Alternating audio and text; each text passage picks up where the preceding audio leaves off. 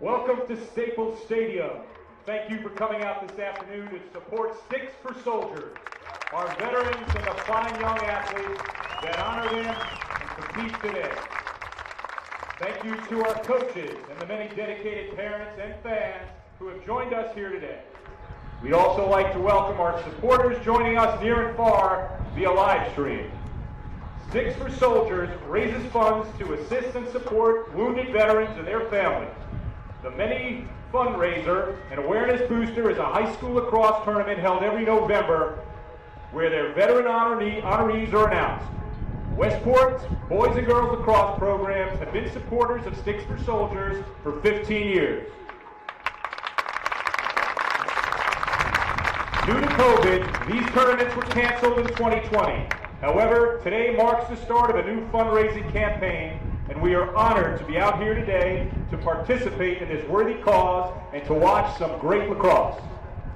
We are collecting a voluntary admission to the stadium today. 100% of all proceeds will go directly to help support wounded veterans and their families through the Sticks for Soldiers organization, so please consider giving generously.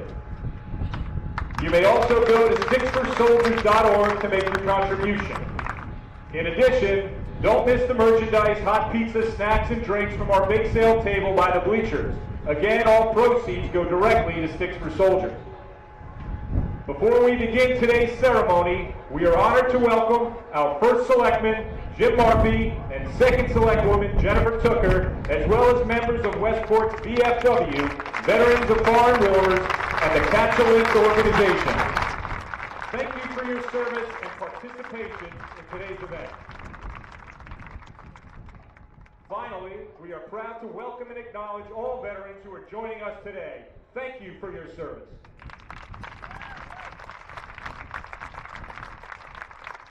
Now we ask that everyone remove their hats and rise for the presentation of the colors by Officers Taylor Field and Craig Bergamo of the Westport Police Department Honor Guard.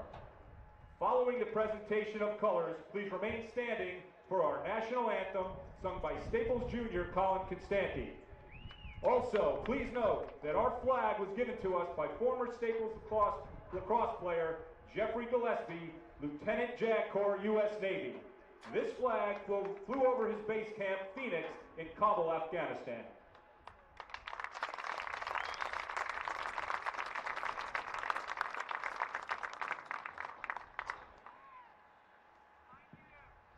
Check, check.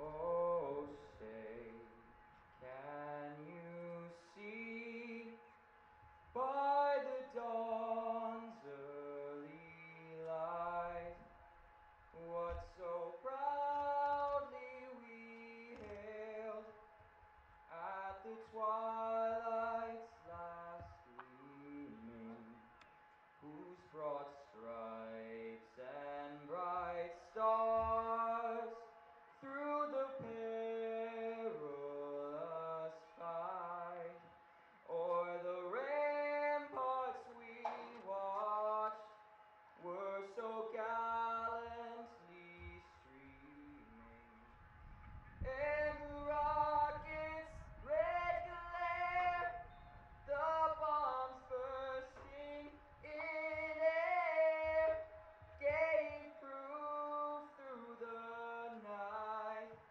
that our flag was still there. Oh, say does that star-spangled banner yet wave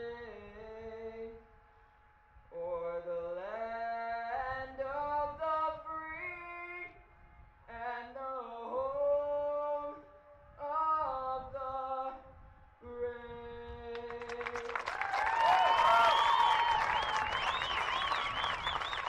Thank you, Colin, and thank you to the Westport Police Department Color Guard.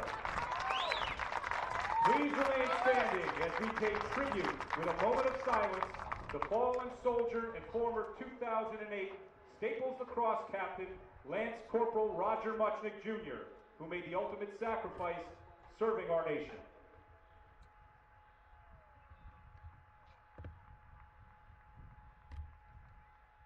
Thank you, and please remain standing while we retire the colors.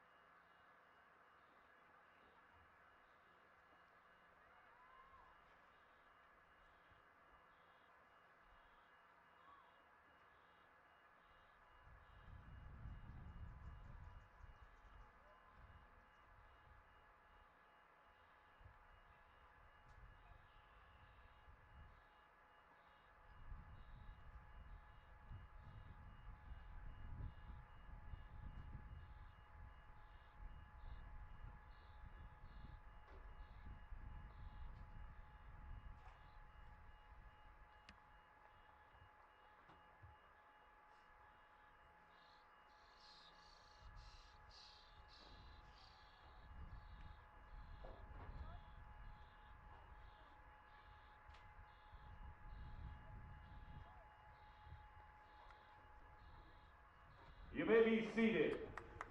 Now I'd like to give a warm welcome to our two guest speakers, Bob Vitale, board member, Sticks for Soldiers, and our guest veteran, former U.S. Army Captain, John Sabino. We'd like to invite Bob Vitale to the podium. Bob Vitale is on the podium. Good afternoon, everyone, and thank you for attending Staples High School Boys Lacrosse 9th Annual Sticks for Soldiers game. And what better day than on National Armed Forces Day? There have been many changes since Sticks for Soldiers was established back in 2006. The growth of the tournament may be the most glaring. What began as a 16 Thanksgiving tournament some 15 years ago has reached a height of 60 teams, boys and girls, in recent years. With the growth and participation came a dramatic increase in funds raised. The 2019 Sticks for Soldiers Thanksgiving Classic saw the tournament surpass $1 million raised since inception for honorees and their families. Some things over time remain the same, like our goal to raise awareness of the sacrifices being made by young men and women serving in our military. Many only a few years older than the boys here on this field. And there's another constant over the years, the continued support of our Westport neighbors, Staples Lacrosse. I think it only fitting that we take a moment to thank the Staples and Ridgefield players out here today, Westport first responders here on the field and in the stands, local community leaders present, and all the volunteers that made this event possible. How about a round of applause?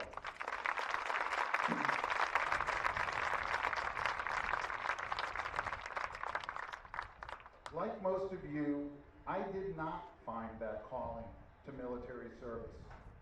And yet, also, like most of you, I live my life with a profound respect for those who serve. It's what's drawn me to volunteer my time with Sticks for Soldiers over the past 10 years. It's helped to connect me with our veteran community.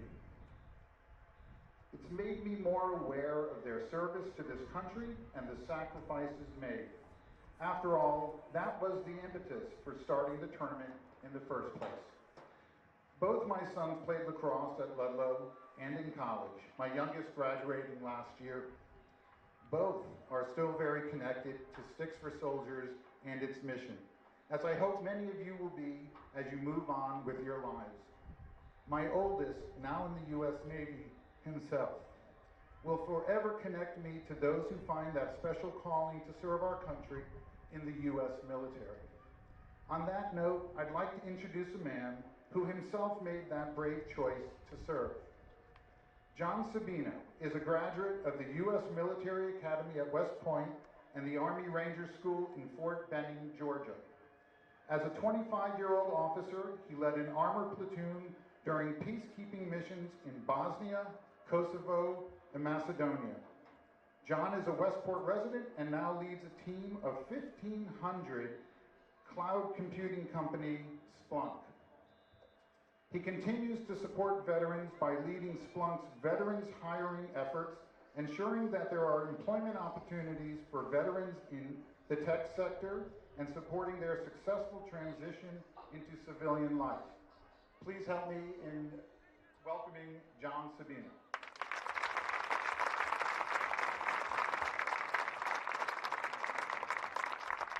Thanks so much, Bob.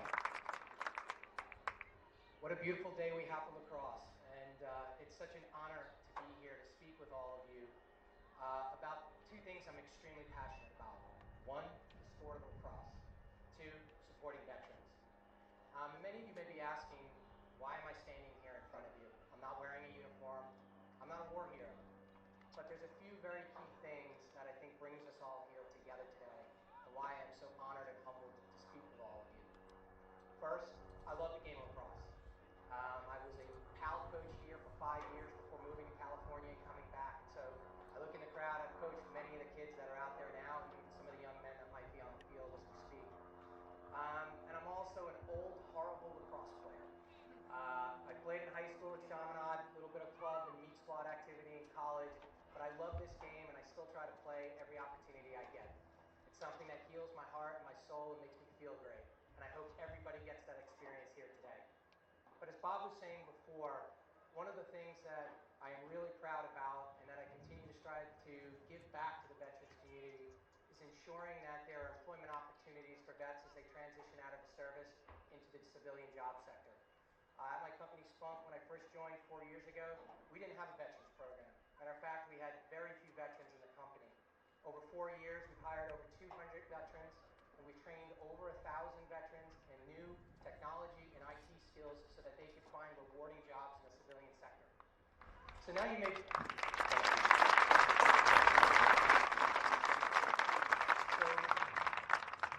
you may be asking, why this is important. Well, for many of you out there, you may not be aware of this, less than 10% of the United States population actually is served in the military. When you think about those that are actively serving today, there are some counts that say it's below 3%. So many people, whether it's the young gentleman on the field here in the stands, don't get to interact with the veterans community every day. So events like this and organizations like Sticks for Soldiers are critical to build these bonds between the veterans community and all of us here. And so by coming here today, it produces very important bonds and bringing us together. So some of you may be asking, what can I do to help? Well, you've started. You're here in the stands today. You're making your donations to Sticks for Soldiers. But there are other things that you can do. Many people here in Fairfield County and right here in Westport, we're business leaders, we're managers, we're executives. We have the financial means to contribute and the ability to open job opportunities for veterans when they're done serving our nation. So when you go back into work next week, next month, whatever, think about this. How can I bring veterans into my organization? How can I talk to my HR team and make sure that they prioritize the resumes and skill sets and value those skill sets that veterans have and bring them into your company? I will sit here and tell you that veterans are smart, they're hardworking, they're dedicated, and they're loyal. And if you help them be successful, they will ensure your organization and your company is successful. And so there's a huge win-win there. So start by doing some of those things. Additionally, there are things you can do actively in your community. Support the organization both at a federal and local level, and the elected representatives that support veterans organizations and veterans programs. This is a priority to make sure that we can reach as many veterans as possible. Not many veterans need help when they get out of the military, but those that do really do need that help. And as a community, because veterans typically are people that put service and community and others first, they're the last person to raise their hand. So organizing for help. So organizations like Sticks for Soldiers and the engagement at federal and local level is critical to reaching the veterans community. So why lacrosse? What does lacrosse have to do with being a veteran? Well, I'll tell you today, when these guys play, you're going to see some of the values and principles that are embedded in the veterans community. Teamwork, sacrifice for another, dedication to excellence in your craft, bravery and courage. I'll tell you right now, when you are 5 foot nothing like me and you come around the cage at Navy, and there's a guy that's standing at 6'4" with a big stick ready to hit you, you better have your courage ready. If you're one of those people that stands in a goal ready for a 100-mile shot coming at your head, that's bravery in my book, or a little bit of craziness.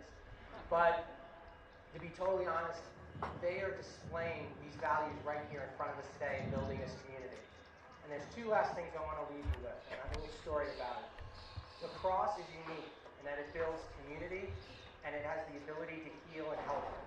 The Native Americans that created the game of lacrosse called the creator's game or the medicine game. And they say that when you play, it makes the spirit or God and the universe happy. And they bless you with healing the ailments and the things that may be hurting and harming you. And when I was these guys' age, look, all I wanted to do was pick up a stick, shoot the ball in the back of the net and get the W and maybe hit somebody along the way. And for those that know me, I'm still a little bit like that. But for this particular sport, what I learned as I became a little bit older and I served in Kosovo as a captain, I saw firsthand that healing capacity that the Native Americans talked about. When I went to Kosovo, my friend Mike, who played lacrosse at West Point, and I, we hid 2 lacrosse sticks in the back of our tank. And I took an old 50 cal ammo box and I filled it up with some lacrosse balls. I had the full ammo next to me, and the other box with the lacrosse balls in it on my other side. And in 1999, we were in a small town called Kolsey. And it's a town where, prior to us getting there, one side of the town was literally killing the other side of the town because of ethnic and religious differences. Well, before going into the town one day, Mike and I decided to throw the ball around, bounce the ball, a burnt out, old, blown-up building. And 5 kids came running up and asked us what we were doing. They'd never seen a lacrosse stick, they'd never seen a ball, a lacrosse ball. And we gave them sticks. I opened up that old ammo can, threw some balls out there, and the next thing you knew, we had 5 kids playing lacrosse. Within a few minutes, it was 20, 25, and before I knew it, we had more kids than we could count. They were all over the place having the time of their life, and the parents came out. The same parents that were trying to kill each other, and were smiling and laughing along with the kids playing. That day, I left Ponies with an empty box of, an empty ammo can of lacrosse balls, and a full ammo box of ammunition for my 50 cal. And it taught me very quickly that this game is a special property and a special power. So Mike and I, 1999, internet's just kicking up. We ordered some old sticks, got some friends to mail them to us, and we went back into that town with 26 lacrosse sticks and a few more balls. Next thing you knew, a real lacrosse game broke out in that town, and I'm still convinced that's the first informal lacrosse game ever played in Kosovo. And those kids were playing the whole time we were there.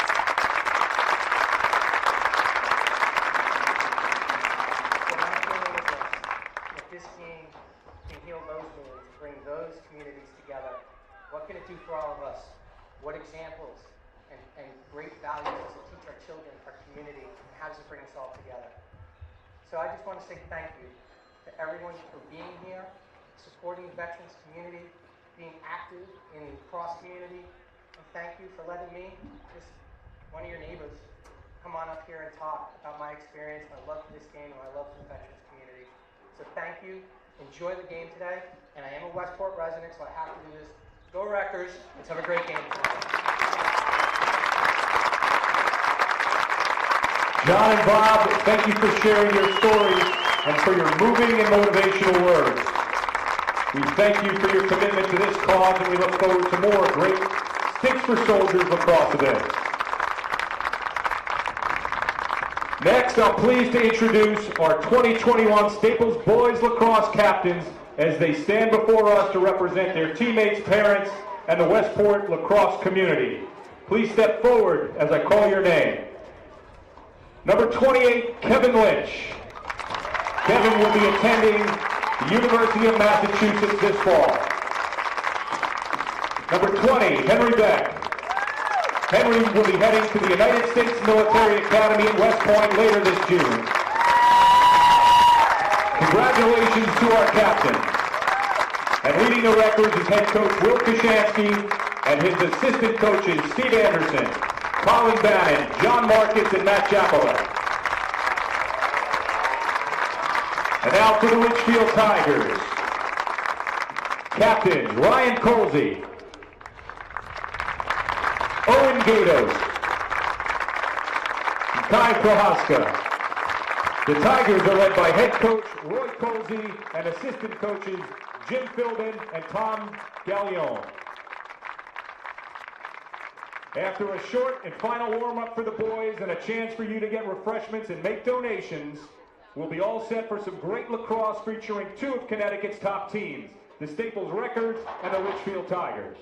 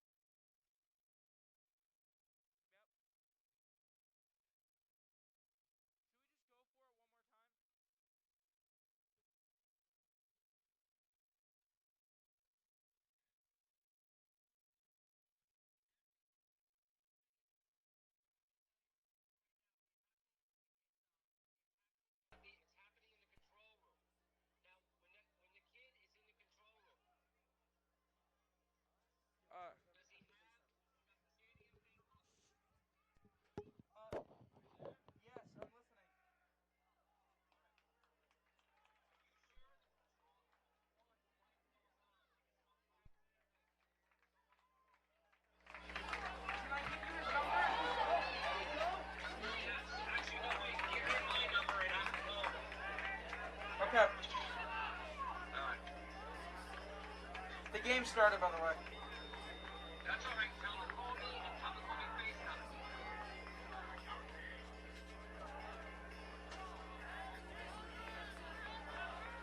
Got it?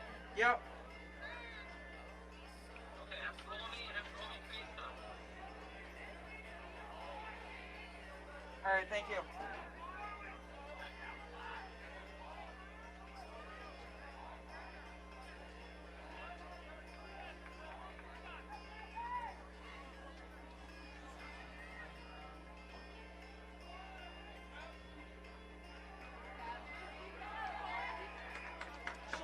Kevin Lynch is the guy that went on that.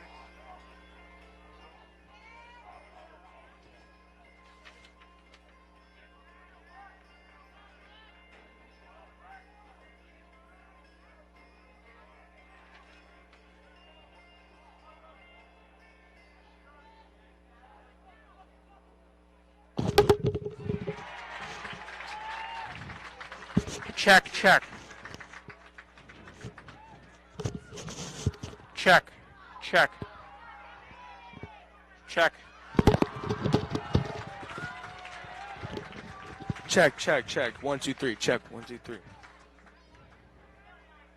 Check. 1, 2, 3. And we're live. We apologize to all those trying to listen out there. We are just about a minute into this game. Or about 3 minutes into this game. We had a little bit of technical difficulties getting everything up and running, but we're here now, and we are ready to go. Here for WWPT 90.3 FM Westport. And so far this game, nothing really too interesting going on. A little bit of possessions, some turnovers by each end. Staples had won the opening faceoff, but now we're looking to see Staples got the ball back, looking to see them set their offense. And we definitely we did miss. There was a great save by JP over there. It was about 5 feet out from the crease, and just amazing save. Great reaction time from JP, but that's what we expect from him. Yeah, as the ball being worked around the side, Staples setting up their offense. Really complex offense, as I have seen a little bit of them working up some chalkboard stuff. It kind of feels like a college program. You know, this is some sophisticated stuff. Coach Anderson has these boys ready. Coach Anderson's kind of like the Phil Jackson of lacrosse, triangle offense, right? Yep.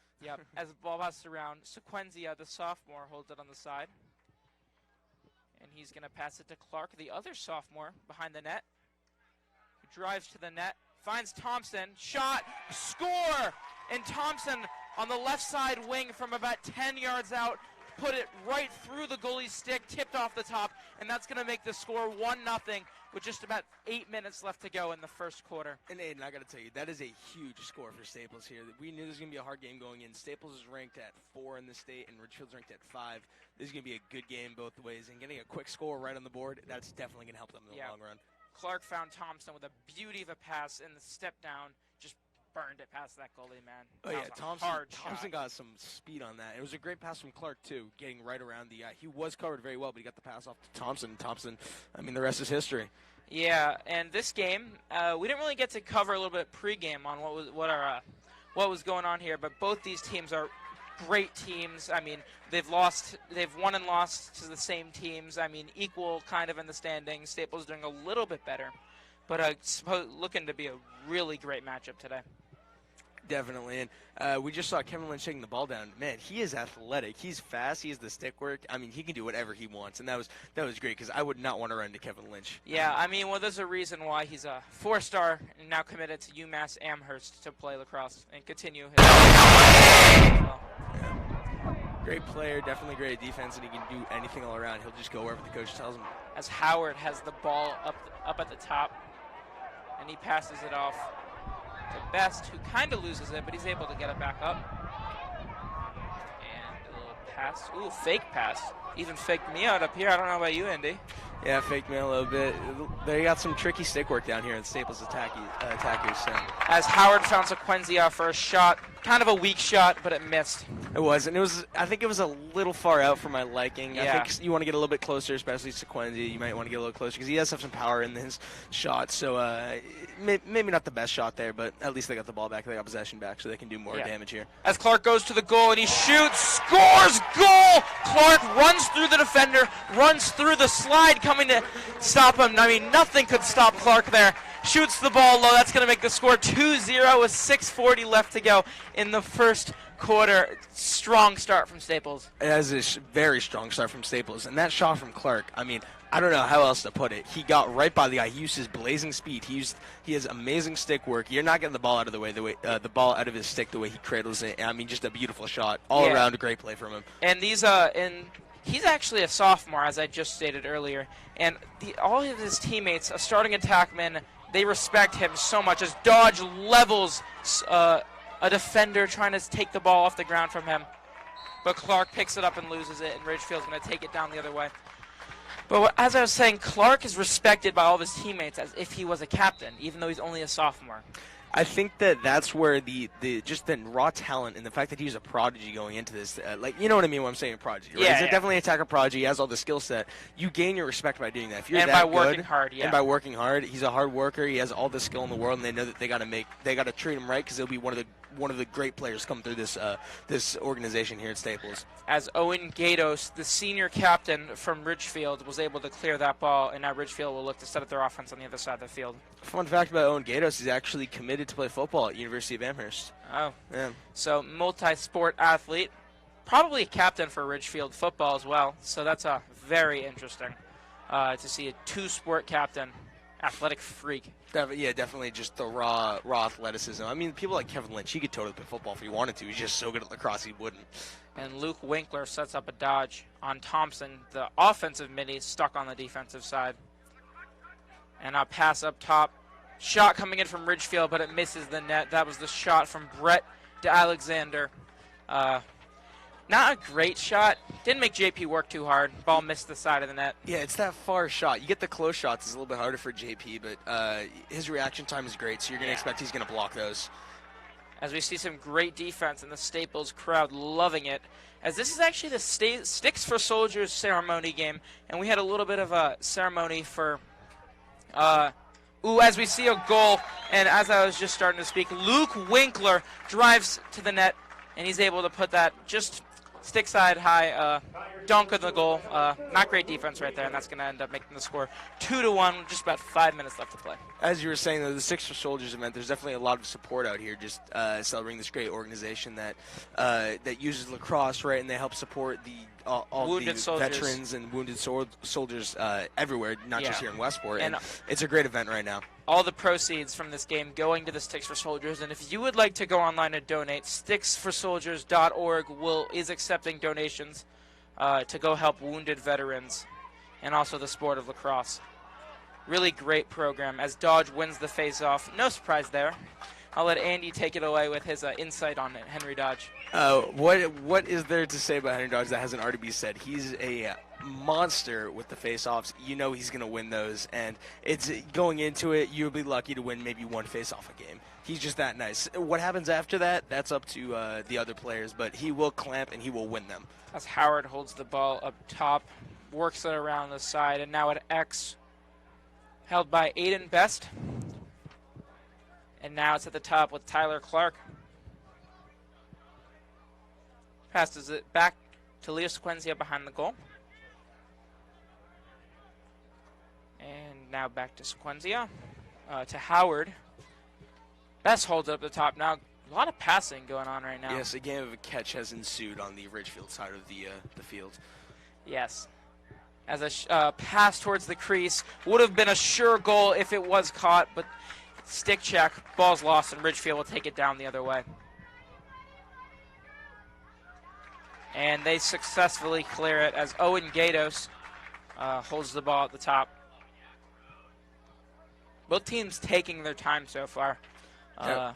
Definitely, and as Ridgefield, you got to be smart with what you're doing here because you're still down. It's a close game, obviously. We're early on, it's 2-1, but you're still down, and you can take your time. You can develop those good shots and try to get through the brick wall that is JP in the JP Kozakowski in the goal. Yeah, and both teams looking for the right opportunity, and that's I guess what I was trying to say was they're patiently finding that good open hole and taking it, and that's how we already have a pretty high-scoring game to start off. Yeah, definitely.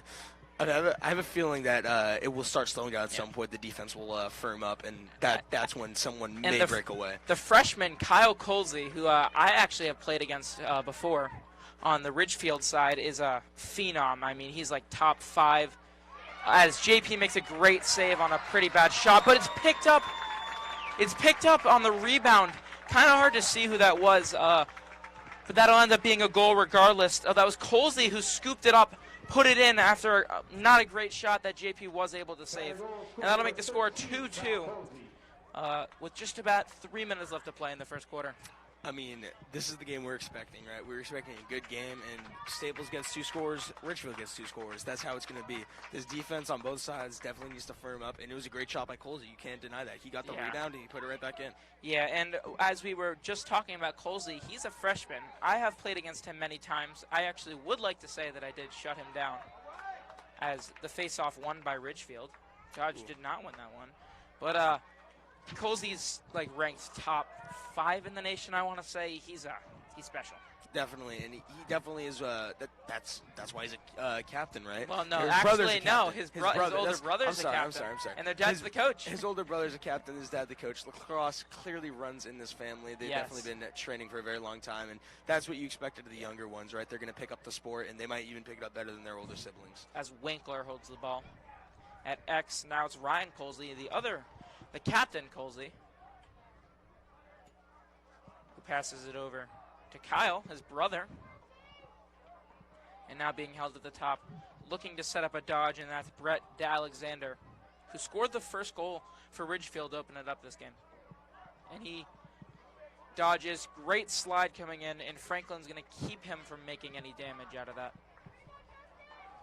Definitely very shifty. Reminds me of Staples number 20, Henry Beck. As a shot coming in, great save from JP. That was the shot.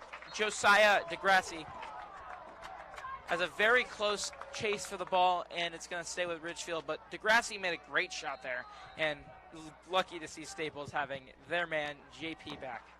Definitely. I mean, his brother was great and all, but JP, you can't replace him. After 2 weeks of not having JP, as we see a goal, right as we're trying to speak, is a pass from X right to the top, and Luke Winkler puts in the 7-yard step down. Nothing JP could do about that.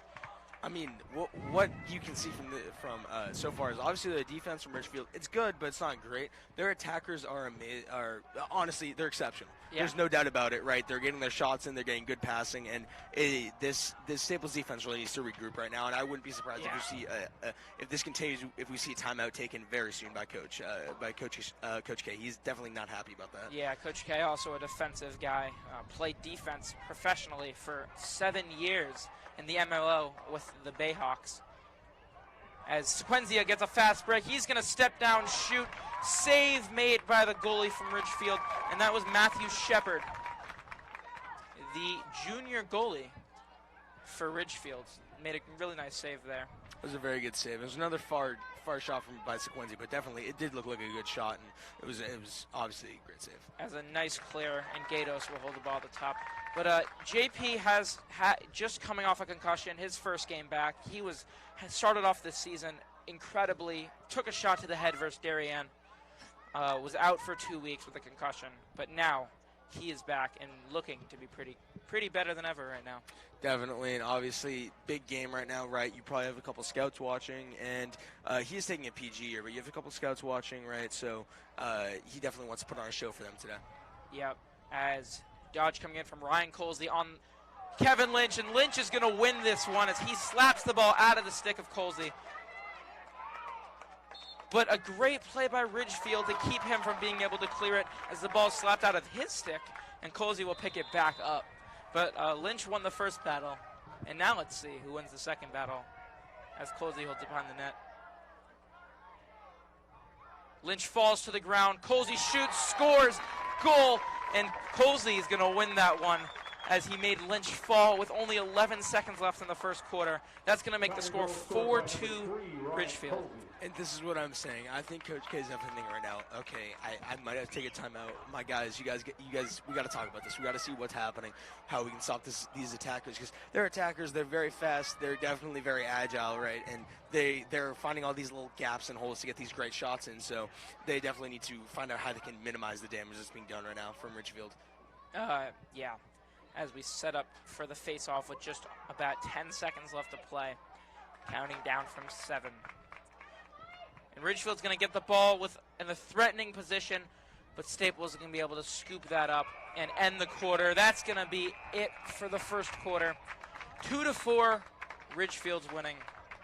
I don't know what to say right now. I know exactly what to say, and that is you can't say anything. This is up to Staples defense rallying right now. They had a rough. The attackers got off to a quick start, and the defenders were not ready from the attack from Ridgefield, and that's just what's happening right now. We're sitting here at 4-2, and coming out of this quarter, coming out into the second quarter, we need to see some more aggressiveness coming from the defensive defenders on Staples. They're sticking with their guys, but I think that Lynch definitely he could show a little bit more aggression, right? Get some more some checks in there. Just let the attacker know that he's there. You got to let the attacker know that he's there, and that you're not just going to go right through them or right by them.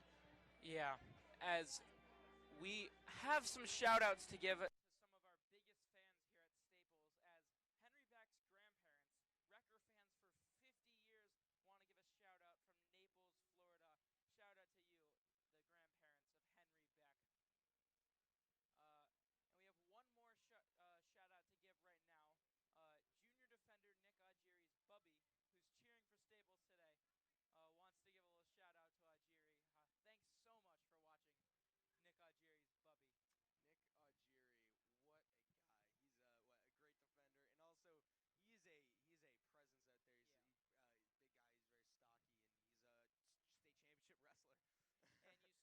happening. And as I said, he's a presence out there, and I think he will bring the aggression that Staples so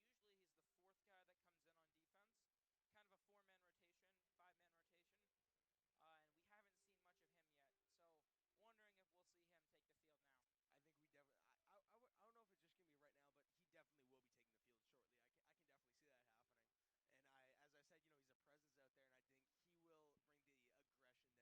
of on defense. It's rough, and I know a lot of people might look to the goalie to blame it. And I know you're a goalie; you get definitely blamed a lot for certain instances, but it does rely on the defense, right? If your defense is just letting them get shots and they pile up, of course you can get scored. And not one of those goals was from farther out than 7 yards, so you can't really blame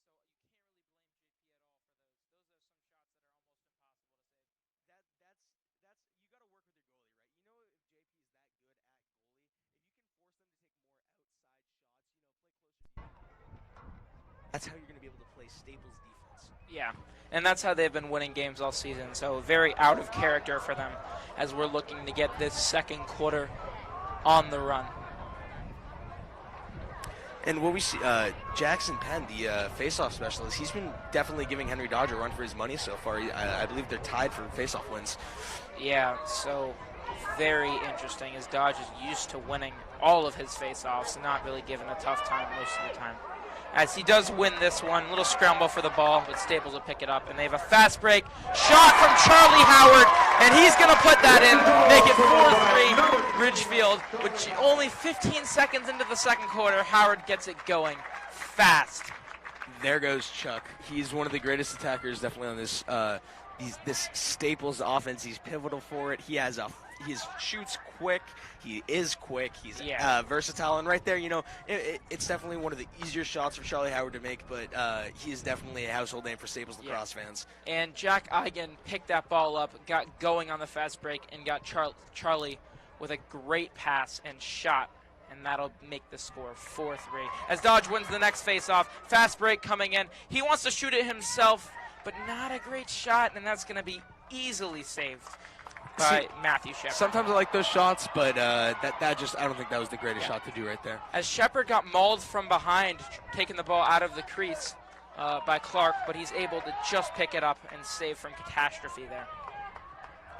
Interesting how you only get 4 seconds. As a goalie, I would know, but only 4 seconds to hold the ball in the crease, and Clark knew that and waited for the goalie to walk out.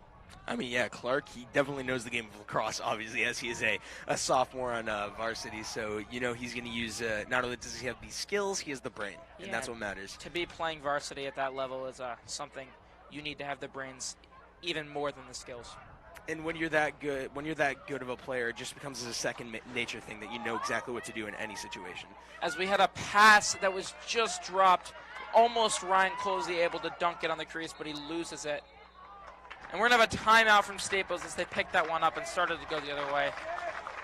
So Staples start. Definitely, they've gained some momentum going into the second quarter. I mean, that's what we talked about, right? You know that Coach K is getting on them when they broke at the quarter, right? Yeah. And now that they got momentum, they're calling a timeout. They're like, okay, we saw what they're trying to do now. Let's set up our offense. Let's get some quick goals right now. Let's regain this lead, and let's win this game. Yeah. Because winning, obviously, you might think it just happens at the end. Winning happens throughout every single quarter of lacrosse. You gotta just instill the fact that you're there. You're gonna be a presence. You're gonna be good on defense. You're gonna be good on offense the entire time during the game.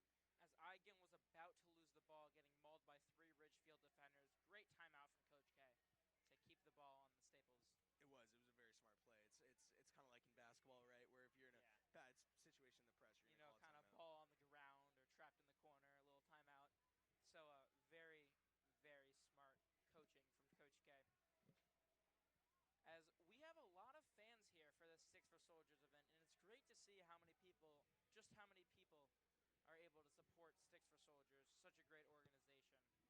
Definitely, and oftentimes veterans might be overlooked, especially in towns like Westport, where they don't seem as apparent, right, in your general community. But Sticks for Soldiers really instills the fact that you can't really overlook them. You have to make sure you can help out, because even in some instances, some give the ultimate sacrifice just so we can be here calling this lacrosse game in America, in this great country. So. Yeah, and we like to thank all veterans on this Sticks for Soldiers game day who serve our country and put their lives at risk to keep us safe and free. As we are looking to get back ready and moving, as Thompson holds the ball on the left side of the field.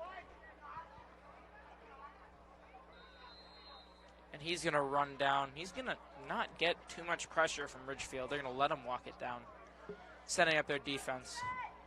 Not really too worried about letting them get it over half field. And I'm really looking for Leo on offense right here. I feel like he had some not so great shots, but I think he's going to get a nice shot this time down, right? This time on offense, just because I feel like he knows what he did wrong before, and maybe he can improve upon it right now. He's definitely feeling it. And speaking of Leo, I do know Leo well, as he is, I do say this every time that we do call a game together, but he's my Spanish partner. Definitely a much better. Ooh, as we have a goal from Aiden Best, who just crept around the crease and was able to hook it around the goalie. That's going to make it tied at 4 with just about 10 minutes left in the second quarter. Great shot. That was a great shot. He was definitely off balance as he rolled back up to get off that, but great shot by Aiden Best there. Put it right in a tough spot for the goalie up in the corner. So, yeah, I mean, it was great ball movement there too by the Staples offense. And I was saying about Leo how he's my Spanish partner. Definitely an awesome guy, awesome lacrosse player. Not so awesome Spanish partner for if his parents are out there listening. There you go. But they're probably pulling up Power School right now. Yep. He's a great player, and he's a joy to be around. So rooting for him. Oh my God, wow. Ridgefield got the ball on the crease. Ryan Kolsey scooped it up, tried to go behind the back, and he missed it right off of JP's chest. And Lynch is going to take it down. He winds up and shoots. That shot missed a little bit high, a little bit anticlimactic. I would say a little bit I would say more than a little bit high. That was very high, but yeah, he looked like a Mack truck going down the freeway. Oh my Lord! He shoots the ball 105 miles an hour, so I think everyone was on the edge of their seat to see that right there. I thought he took out a pigeon with that one. Yeah, but a lot of action in that last couple seconds as a missed wide open dunk on the crease behind the back that JP was able to stuff by Ridgefield, and now Staples holds the ball. And they pass it around the edge as Howard holds the ball at the top. And he passes it to Clark about 20 yards out, who gets it to Beck, but he gets his stick checked as he goes to shoot. And that's going to be Ridgefield ball as they were able to chase that wild shot after Beck got checked. Beck got checked. Slightly unfortunate. It was a little far out for Henry Beck. He was getting a little covered, but what we've seen from the Sabres defense so far, one turnover won't be the end of the world, especially just in this second quarter. Yeah, but every time you get a possession, it's so important in lacrosse. So, especially in a game like this where you're a tie game, you definitely would like to capitalize whenever you can. But you can't let that bring you down. You got to make sure you can just move on. as the Staples attackmen, even though the ball's on the Ridgefield side, Staples attackmen are having a little meeting, even though mid-game. So a little interesting. Coach Anderson does not seem too happy with them. You can tell from his body language. He's moving his arms around like he's doing the YMCA dance. So not happy about what that possession that they just had. And the ball being passed around the side by Ridgefield. Still no Nick Augeri. So sorry, Bubby, out there. Your son will get in soon. Got to go tell Coach K. As we see a shot coming in, worked his defender. Luke Winkler worked around him, was able to dive to the crease, shoot it around JP. Number 4, Luke Winkler. Is that, I believe that's Luke Winkler's third goal. Yeah, I think that is Hat Luke trick for Winkler's Winkler. already. So Winkler having himself a day, and that's going to make the score 5-4 with just about 8 minutes left to play. Very high-scoring game. I think if I'm going to try not to butcher the pronunciation. Bubby, I believe she will get her wish. I believe Nick will probably be subbed in sometime soon, just because they definitely need him out on the Staples defense right now, just to take up some more space and just gives Staples that feeling of that they can be aggressive and just stop this onslaught from the Ridgefield offense. As Nick wins, or as Henry Dodge wins the face-off, and the ball's going to be on the Staples side of the field, and they call a timeout just before they ran out of time to get it into the box. Dodge won the face-off, but a little scramble for the ball meant that they did not get the ball into the box. And that forced Coach K to take a timeout so they don't lose the possession. I think that this is also going to help in another way, that now Coach Anderson can have a formal meeting and talk about how they can capitalize upon possessions. Because what happened last time, I did say you can move on, but especially when you just got scored on, it is rough for that to happen. They definitely need to be talking about what they can do to get past this Ridgefield defense, and maybe thinking more about their shot selections. That didn't look like the best of shots from Henry Beck right there. No, pretty bad shot selection, and he was checked as well. It's a little bit of a double whammy there. Definitely, it was just unfortunate. Unfortunate they got checked, and even without him being checked, that would have been a difficult shot to get in. Yeah, and when we were speaking about Nick Augeri, he also has another fan supporting him. His Grammy is a huge Wreckers super fan who's cheering for Staples from Port St. Lucie, Florida. So shout out to you, Grammy. We know you're a huge fan of this program, and we want to thank you for that. Man, I love these shoutouts. They make my heart feel warm. Yeah. Knowing that even in a time like this where we are in a pandemic, we can show our love from halfway across the country. Yeah, people in Florida, all the way from Florida, being able to support us is really great. And I think yeah, you're right. I'm not really halfway across the country, but it feels like that. it does feel. Florida's very I fun. don't think it really matters, though. Yeah. It's still very cool. As we're looking to get it set back up after their after their mauling from Coach Anderson. Let's see if this attack can figure their stuff out on this possession. As the ball being held by Thompson in the top left corner, and he sweeps over the top. Passes it to Howard, who shoots, but a great save as Howard was stuffed from about 10 yards out. I wouldn't say stuffed, but a great save made low by Matthew Shepard, and Ridgefield holds the ball. I mean, I wouldn't be surprised if Howard did score one of those. Definitely a harder shot, but we know that Howard has the raw talent to make those, and just unfortunate that got stopped. Yeah, Howard is definitely the best attackman on this Staples team, so if anyone's going to take that 12-yard out shot, it's going to be him. Of course. As Chinitz, the Bryant commit. Augeri is in. Oh, now.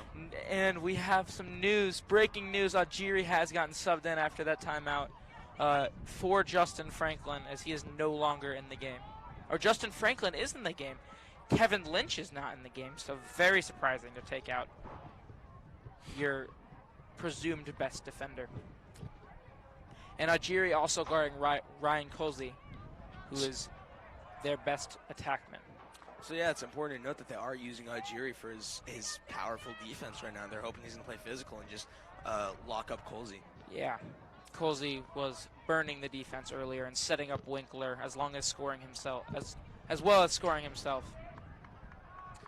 I mean, you can definitely tell that passing is one of his strong suits because they do keep him at X very As frequently. Kolsey gets around the crease, shoots backhanded, and he's going to fire that past JP from about 2 yards out. So Ajiri can't even stop Kolsey. Kolsey looking like an animal today. They definitely do regroup after that. So I know I keep saying it, but this is so out of character for the Staples defense to be giving them these gaps. And I mean, it is definitely difficult when you're guarding someone like Kolsey. It's just like, I mean, you see some of these shots he's making. Ryan like, Kolsey, how man. are they going in? There's a reason he's the junior captain on this team, something that isn't really given out all too often. And Michael Nealon, another sophomore on this team, was actually in for that defensive possession on Staples. He did get subbed out for Kevin Lynch, though. Yeah. Well, no, he was actually, yes, he was used as the LSM, and Lynch is now being put at long stick midi. And Staples gets the ball on their own half. Dodge running back towards his goal. Pat tries to pass to JP, but he misses the pass. Can't afford to make errors like that after Definitely working so hard to. Errors like that. That is unfortunate. That's just another one where you got to chalk it up. Like that's you can't have these reckless turnovers. No, you cannot afford to throw the ball away on your own half of the field. As Ridgefield sets up their offense now. Chinitz now taking his shot at guarding. Oh, that's not Kolsey. But Chinitz guarding Ridgefield. And that's Kyle Kolsey with the ball, actually. So the other Kolsey is guarded by Chinitz. And a nice stick lift from Franklin keeps the shot from coming in from Luke Winkler. And a bad pass is going to allow Kevin Lynch to pick it up, go for the fast break. Will Lynch shoot it this time? No, he will not. He passes it off to Aiden Best. And I think that Staples knows now that using Kevin Lynch's long stick midi, he'll be As we have a shot coming in. Shot came in from Ben Klein, and he, off the rebound, Charlie Howard picks that ball up and scores, and we have a great play by Howard, the IQ to go pick up off that pass. Aiden Best fed Ben Klein, who missed the shot off of the goalie. Howard picks it up, and he finishes it up. That was a great shot from Howard. But as I was saying before, is like them using Kevin Lynch as the long stick and midi in that situation it was smart because they know that his shooting power is just so it's so big that being able to capitalize on that, it just draws the defense towards them. And maybe that's the defensive switch this team needs. As Dodge wins the faceoff, scores 5-6 with just about 5 minutes left to play in this second quarter. Ridgefield leads. And Sequenzia passes, almost loses it, but he's able to get it away to Ryan Thompson. Howard, I think he has 3. Does he have 3 already, Andy? I do believe he has 3, yes. So no huge surprise there. Howard, a scoring animal, has his 3rd in the game. It's pretty amazing coming up on halftime, just about 4.5 minutes out. We have 2 hat tricks going on, one from Ridgefield and one Winkler and Howard. So. It's the Winkler and Colzley versus Howard show right now. Pretty much. As Beck holds the ball at the top, the senior captain Beck, who will be attending Army West Point next year, but he misses the pass to Ryan Thompson, and that's going to give Ridgefield the ball. Threw away a wide open pass. That's stuff that the freshman team would do. That is the stuff that we were just talking about before. It just, you can't afford to give up these possessions just for free. Yeah. It's just unfortunate. As the ball's carried down the field by Ridgefield. Pretty easy clear there, able to run in between 2 Staples defenders. And that's going to allow Ridgefield to set up their offense.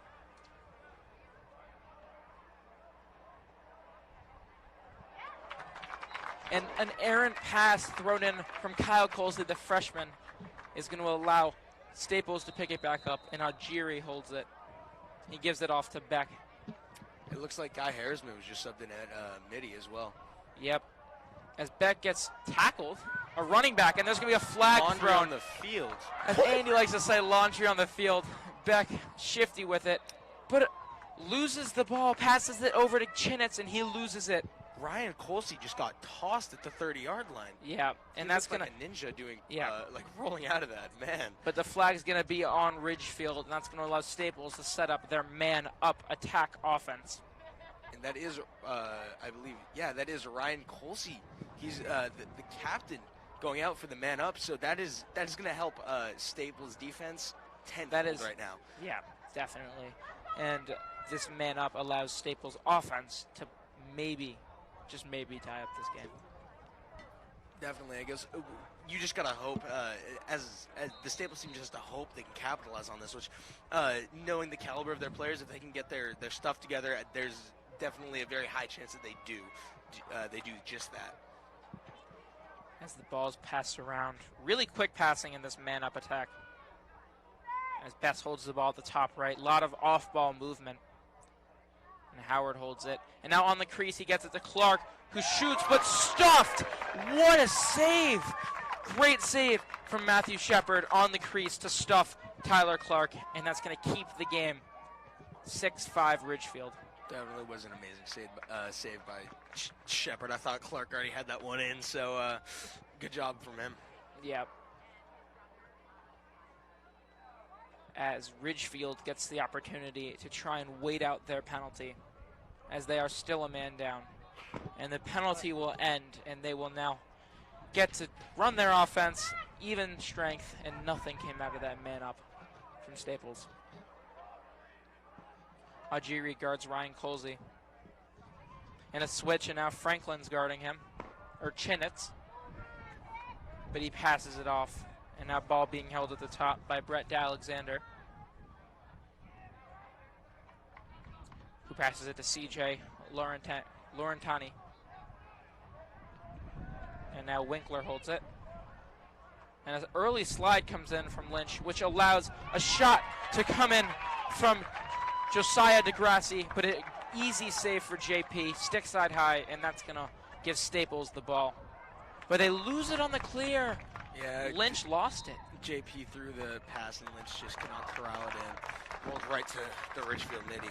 Yep, and Ridgefield will call a timeout with just left to play in this second quarter. 6-5 Ridgefield is the score. I mean, the only excuse that can be chalked up for Staples right now is just reckless turnovers. You can't just keep handing Ridgefield the ball like this in this kind of a situation and expect a good outcome. It's just insanity. Yeah. As Staples really needs to get stuff going, as their offense has kind of gone quiet since the beginning of this quarter. I think that if Staples could manage to tie it up by halftime, they come out. I think they play like they're on a clean slate, like just the start of the game, and they actually regroup. I know I keep saying it, but that's what they have to do. They have to play as a team. They can't just be focusing on just individuals. That is when they'll be able to build a lead and maybe come out of this game with a W.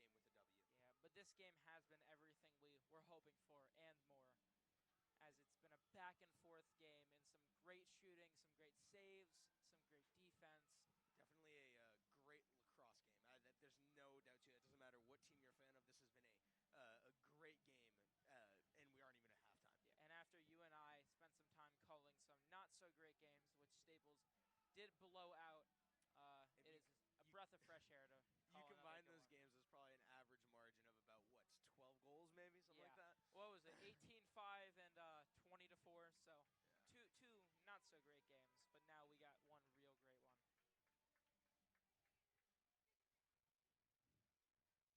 And we're definitely seeing that that power trio almost subbing back in at defense, because you got Argiri, you have Justin Franklin. Well, Lynch looks like he's going to be playing defense too. It's just so what I do like about this Staples new decision is to put Kevin Lynch at long stick midi, who plays kind of subs out when the ball goes on offense, but is able to carry it over and keep your other three.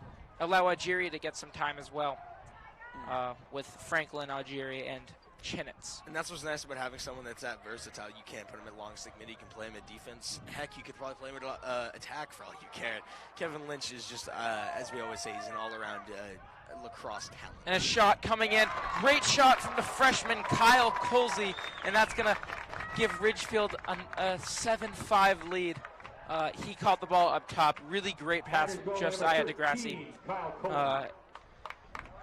Not much to say about that. JP could have saved that. He could have saved it. But, I mean, I do see what you're saying about the freshman Kyle Kolsey. It's just that shot had some zip to it for a freshman. I mean, that is a very talented player, and I think he's almost like the Tyler, even though he's a sophomore, the Tyler Clark, if you will, of this Ridgefield team. Quick personal story on the topic of Kyle Kolsey. When we played them in 7th grade, with about 1 minute left, I stuffed him on the crease to win the Connie tournament for our Staples 7th grade A team. You love to see it. Yeah. A little bit of trash talking in that game, as I'm sure there is in this game as well. I feel like that's just the nature of lacrosse. I think it's the nature of sports. That's where I think I disagree with you. And rugby's it's a gentleman's game. You don't really talk trash. You just don't do it. Yeah. And a shout out as well to that Staples rugby team, as they are going to go to Kansas City and play in nationals, ranked 20th in the country. So great rugby team and great spring sports all around.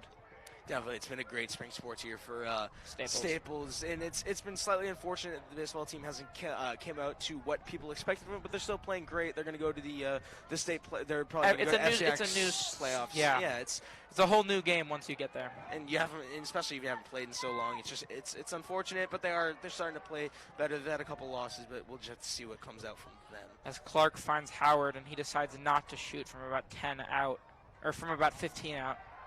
And Bess holds it behind the goal. And he passes it back up to Howard, who shoots it around.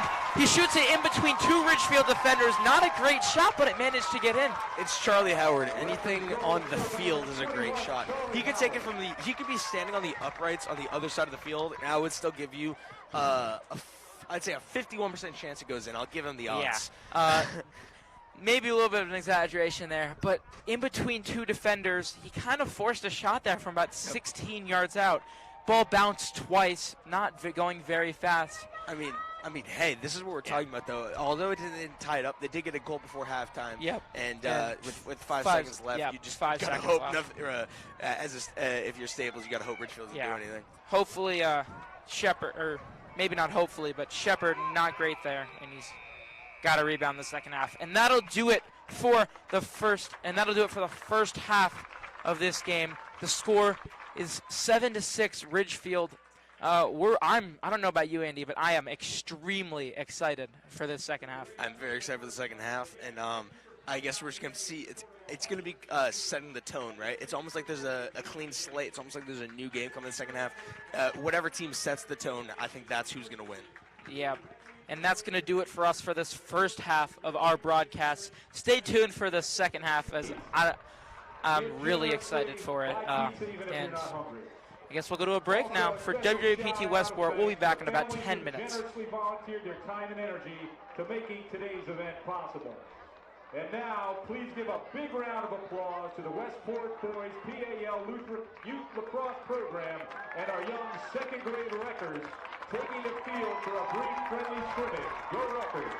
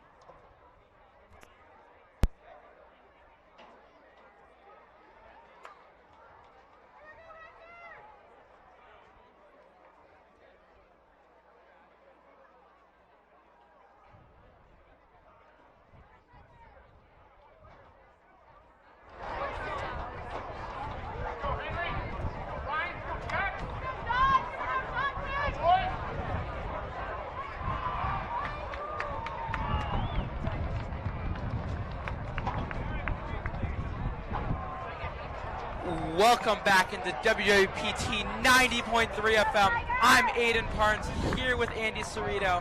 This is WWPT 90.3 FM in collaboration with NFHS and O'Shea Productions. We are getting ready to get underway in the second half of lacrosse. Excuse me, sorry, I have a little bit of As we get ready for the face-off, 7-6 Ridgefield is the score. As we look to get it underway, Ridgefield won the face-off. Dodge went early. And ball is now being possessed by the captain, Owen Gatos. And Andy, what do you think it's going to take for the Staples team to turn it around?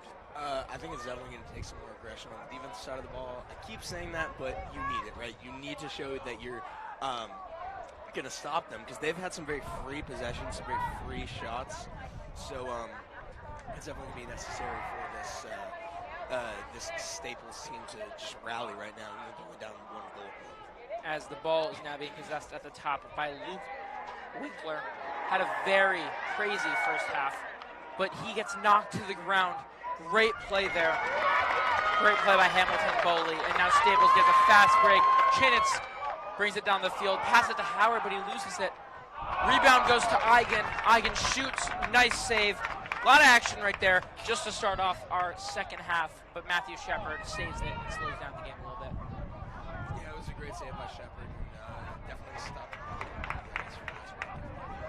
So, yeah, I mean, Eigen, he was in the right place, right time, just a better save by Shepard.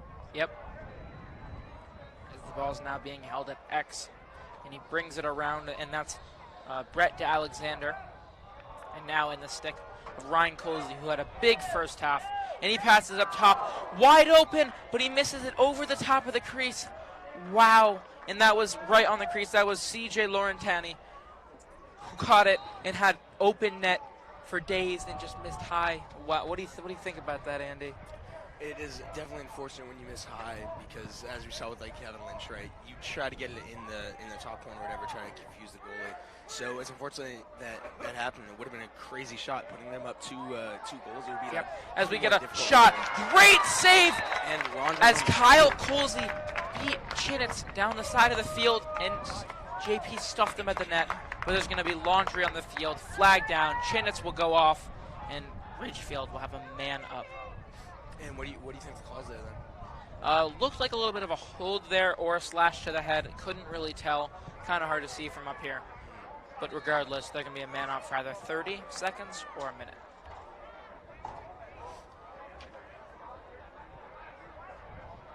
This ball's passed around the side. And now it's in the stick of Josiah DeGrassi. And Ryan Kolsey has it. Back to DeGrassi. Now up to Kyle Kolsey. Back to Ryan Kolsey. Back to Kyle Kolsey. And now it's held by Brett DeAlexander, who shoots, but a great save by JP. And another great save! Rebound was picked up by CJ Laurentani right on the crease, and JP made two fantastic saves. Wow. Yeah, I mean, there goes JP. That's all that was another step down, but finally a goal coming in as Brett DeAlexander stepped down from about 15 and was able to... Batter's goal is goal number 20, Brett DeAlexander. Exceptional saves by JP. And it's frustrating because JP makes all that work and his defense can't help him out, and it's all in vain. As now the score is going to be 8-6 Ridgefield with just above 9 minutes and 30 seconds left in this third quarter. As Dodge has had a rough day at the face-off. He has had a rough day. I guess I live missed it. It's surprising me he loses one. Yeah, Ridgefield face-off guy's got to be great as well. That's Jackson Penn.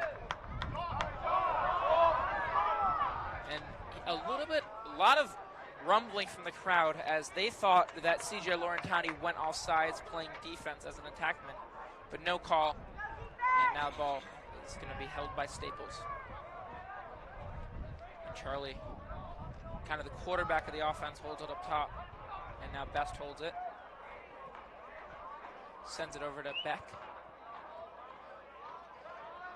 He gives it to Howard. Now back in the stick of Ryan Thompson.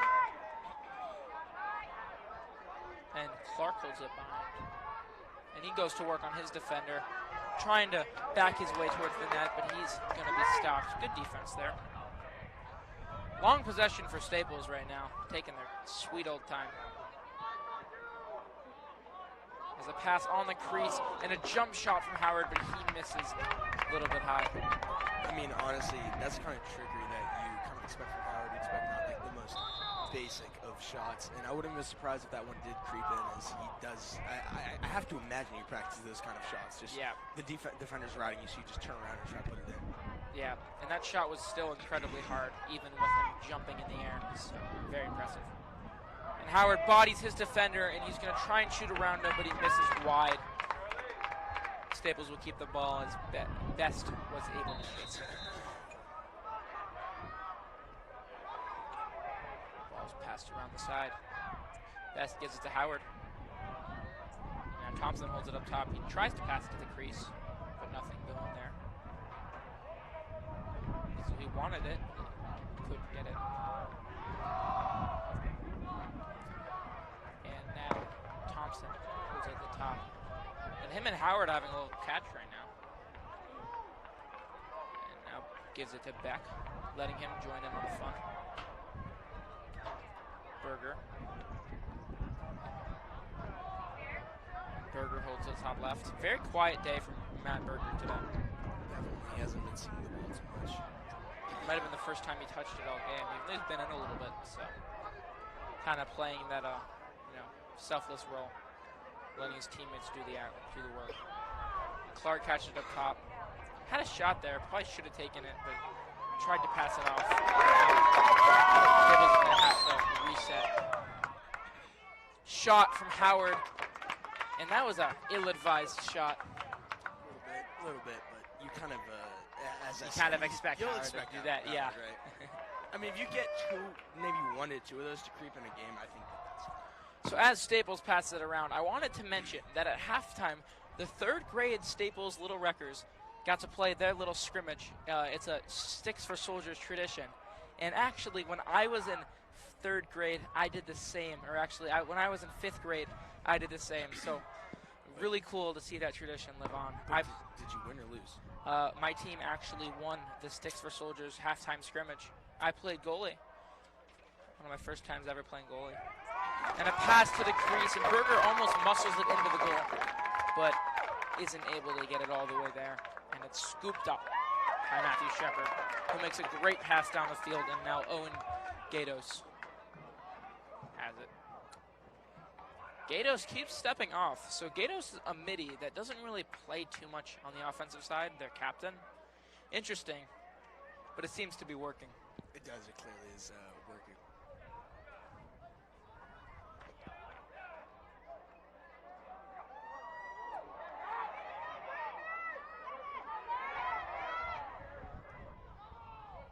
And the ball's being passed around. Nothing too interesting going on as Kyle Kolsey tries to dive to the net. And he passes it to his brother, Ryan Kolsey. Kind of an interesting household when you have the coach, the junior captain, and the freshman starter all in the same family. And a pass coming in from Ryan Kolsey, picked off by JP. High IQ play there, and now Staples will get the ball. And Beck is going to run around. The running back showing off his skills right there. He reminds me a little bit of Barry Sanders. It's just like his build, you know? A little small guy, but very, very feisty. And definitely packs a punch. Oh, yeah, strong. And Howard holds it up top. Sequenzia hasn't really shot the ball too much. Had that one bad shot at the beginning, but would be interesting to see the lefty Sequenzia get into the action. As he catches the ball and goes to shoot, but he loses it. I think the word catch is incorrect. He dropped it. Okay. And, and pass right on the crease to Howard, but he gets leveled. Or sorry, that was Richie Fleming who got leveled, and that's going to be a flag on Ridgefield. Not sure what the flag is for exactly, but a big hit, and now Staples will go on the man up. I guess all you can really do right now is hope, right, in the man-up offense. Just hope you can capitalize off it, and I guess we'll have to see what transpires out of this possession.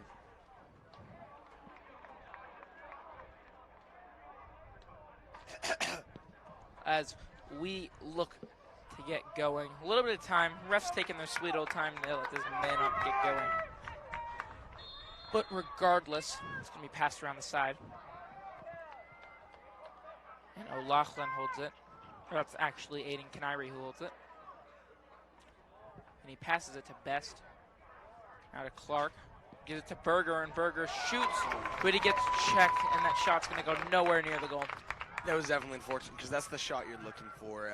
You're looking for that close shot where you can just kind of come up. You're not like right on the crease, right? I mean, he's probably like 5 yards out, but definitely a smart shot there. And it's unfortunate he got checked while he was going for it. Yep, and great defensive play to keep him from getting that shot off cleanly. And now Beck holds it on the side. Not too much time left in this man up, as the man up actually does end with nothing crazy coming out of it. And now back to even strength. A jump shot from Berger going around the crease, but he was not able to put it on the net. A lot of shots, a lot of misses in this quarter so far. Pushing shots towards the net. The higher volume of shots you have, there's probably a chance that you'll get more to go in, but I guess you gotta look for smart shots. You can't just force it at the goal.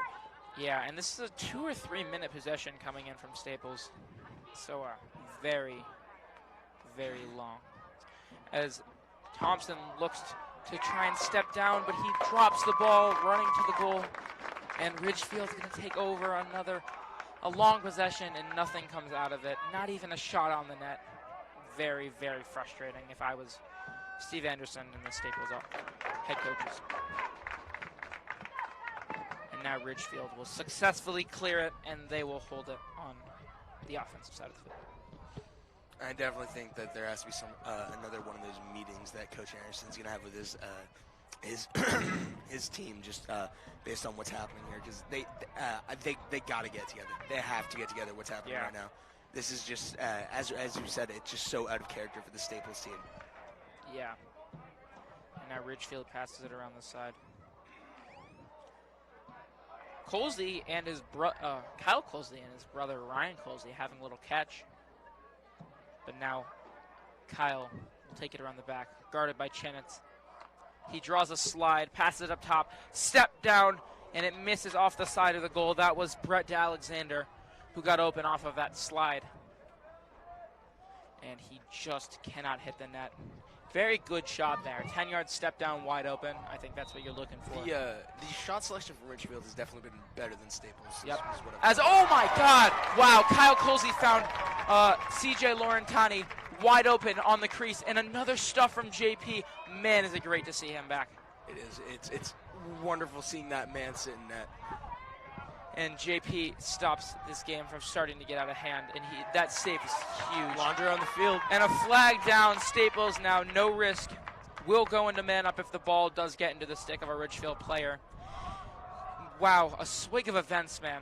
There have been, and I think there definitely has been a higher volume of flags, which kind of does align with the way Ridgefield is playing, because they are kind of playing a little aggressive. And a game that should have been 9-6 facing off right now, and now Staples holds it with a flag down. So very poor execution on the Ridgefield side. Taking their time, as there is no risk for this Staples offense right now.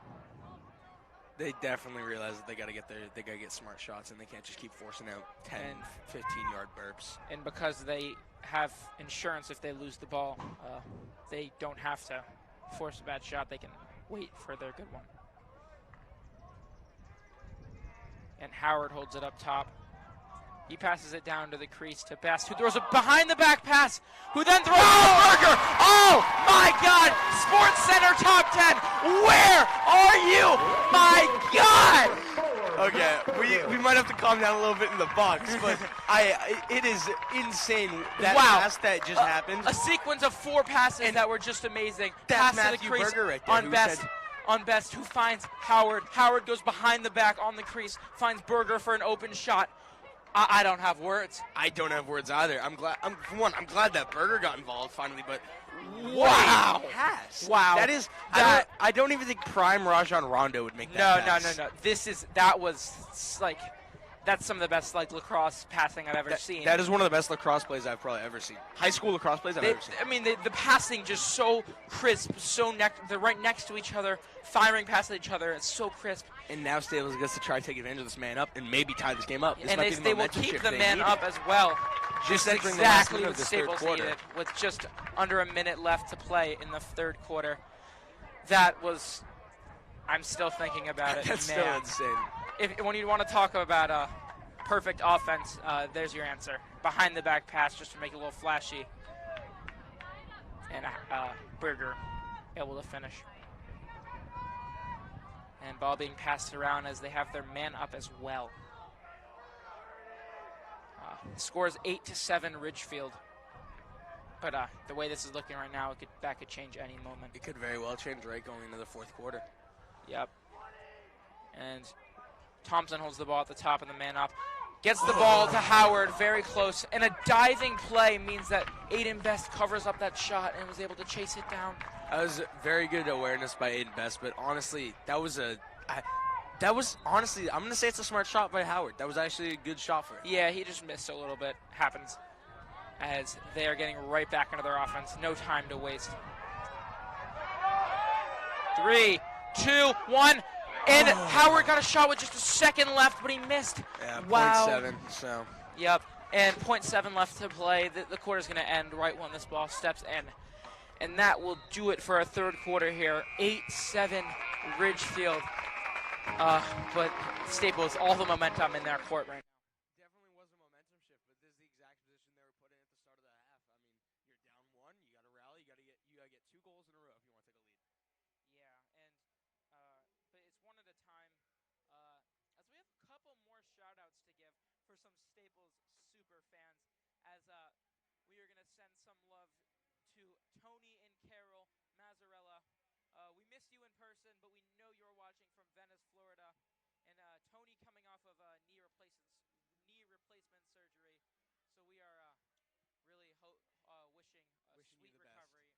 Wishing a quick recovery for you, Tony Mazzarella. As we look to get this fourth quarter underway, 8-7 Ridgefield's the score, and this game is awesome. This game is awesome, but I feel like there hasn't been as much Kevin Lynch involvement as you might expect in a game of this caliber, but I wouldn't be surprised if at the start of this quarter that they sub-minute-long Signity again. All right, as Staples will walk back on the field, and it was a team effort to swing the momentum and to their favor, as it started off with JP making a great save, and then the amazing passing as they turned it around, and now Staples. I'm fairly certain they will keep their man up, but not for too long in this quarter, as the man up had been going on for a very long time. I believe it happened just right under 1 minute, so odds are it might go on for another, maybe 15 seconds, somewhere in that ballpark. Yeah. And we also have another shout-out to give to another one of our super fans, as Gabe Chinitz's mother, Abby, watching from Jamaica, sends her love for the Staples program. Man, I wish I was in Jamaica right now. We hope you're having a good time out there in Jamaica, Gabby Chinitz. Thank you. And if you guys do want to get a shout out for our future broadcasts, all you have to do is go to the Staples website, on the Staples Lacrosse website, and there is a link where you can fill out a form to get a shout out. Give a little donation and help out our radio program. Works out for everybody. I gotta say, this is a huge face-off for Dodge right here. Huge. Dodge needs to win it, as the man-up is over, so we are at even strength. And Dodge does win it. He flips it back to Best, who scoops it around a defender, but then loses it, and now scramble for the ball. Ends with Jack Eigen. Ends with Jack Eigen touching the ball while out of bounds, and Ridgefield takes it over. Very frustrating to see Henry Beck lose it like that. It is unfortunate. He was having a little trouble scooping it, but you can't let that haunt you. And Yeah. you just gotta move on. Yep, very much so. As Kyle Colzley holds it, and he sends it to Ryan Colzley.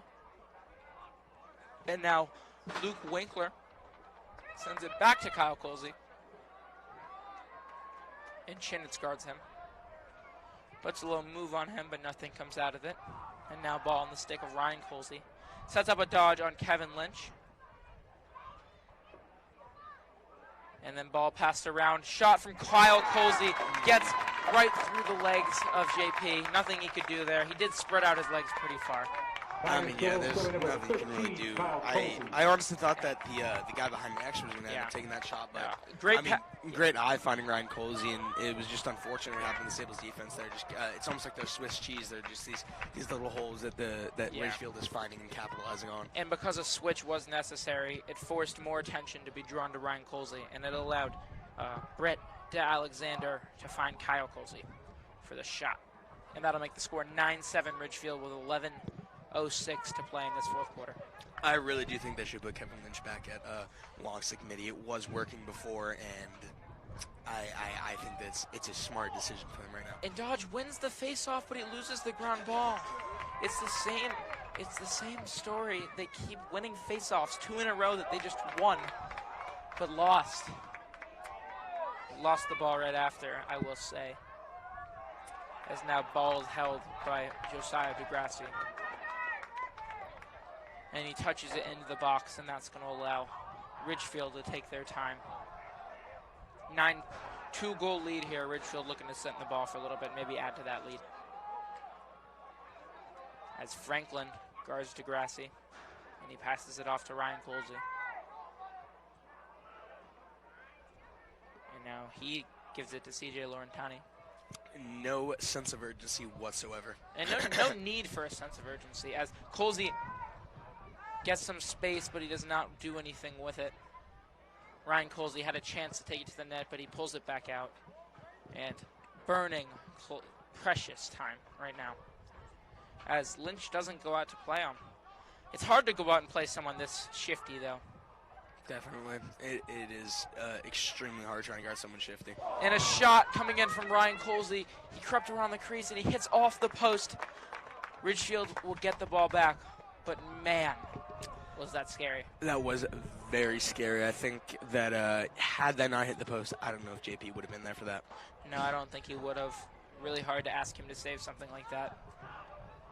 And now standing still is Ryan Colzley, as Teitelbaum, the short stick, does not want to go out and play him.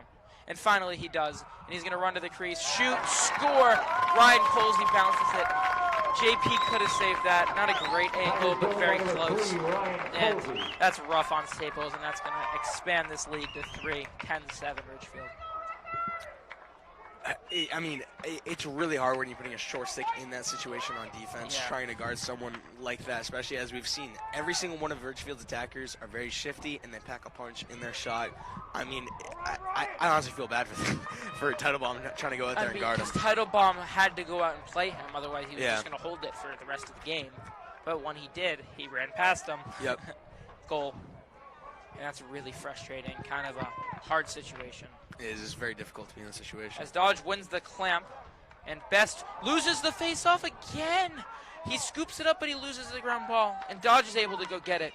But if they were to drop 3 ground balls after face-offs again, I don't know. I don't think that Dodge is very happy with this support that he has been getting from these face-offs. From the wings. Definitely. It's just unfortunate that they haven't been able to corral all the ones that he has won the clamp on.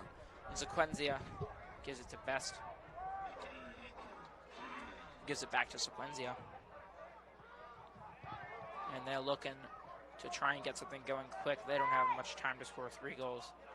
And Sequenzia looks to fire it down, but he swiftly passes it to Clark. I thought he just shot like a 20-mile-per-hour shot. Yeah, but it was a little shot pass, or a shass as we like to call it.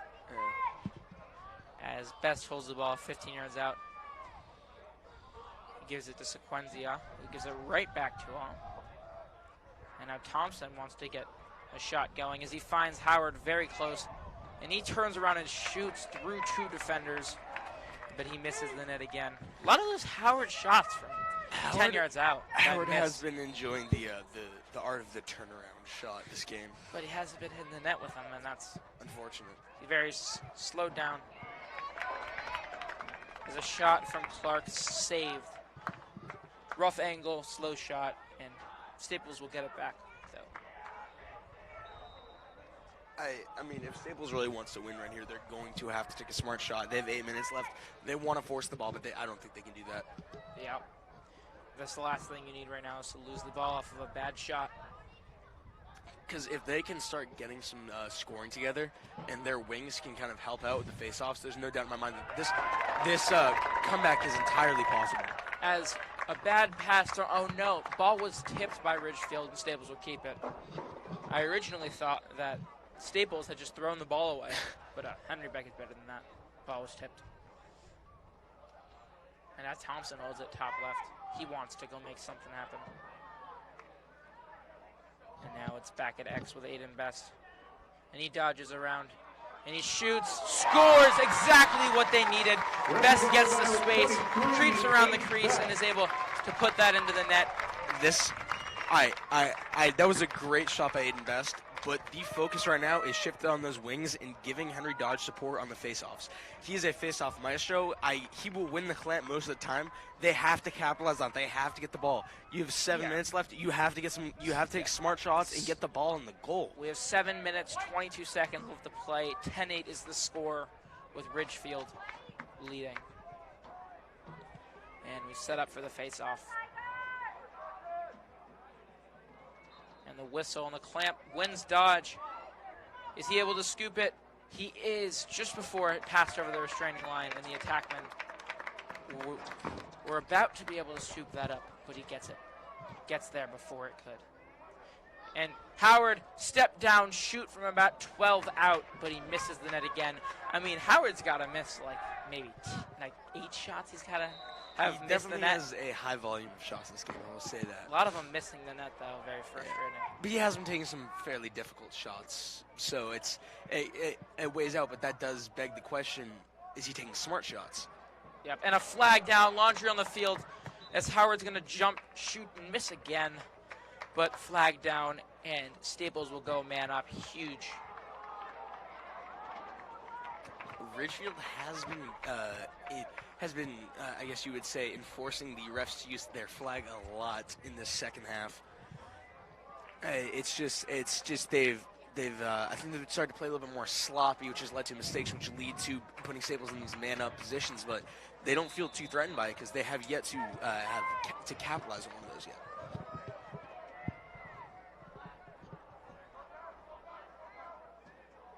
And passing it around. Good shot. Opportunity for Berger, but he doesn't take it. Clark holds it up top. Gives it to Best. Back to Clark. At 10 yards out, but a man on. And Beck holds it. A lot of almost shot opportunities, but want a better shot than from 10 yards out. And the man up's going to release. And a shot! Great shot from Matt Berger. Pass from Clark. No angle there, but he able to sneak it past the goalie. That looked like a golf shot the way it curved. Oh my God! Slice. He was standing on the goal line extended and was able to reach his stick out and shoot it just around the goalie from about 7 yards out. I mean, that's beautiful, and that's that quick score we're talking about. And now it's anyone's game. 9-10. That's what I said though. The comeback is so feasible. It doesn't matter that they were down 3. Three's nothing. They're winning the clamp every single time. It's just come down to the wings being a little bit reckless, but I trust that Sequenzi will be able to scoop the ball in this situation. And we'll see a different strategy from Ridgefield. As they're going to put a pull on the face-off and probably try and steal the ball from Dodge and let him win the clamp, as that is exactly what happens. And Ridgefield wins it and calls a timeout. Scores 10-9. Ridgefield with 6 minutes and 6 seconds left to play. I just knocked over my water bottle. I'm sorry about that. It's okay, Andy. As we look to see some strategies being called up, Staples cannot allow a Ridgefield golden setback again.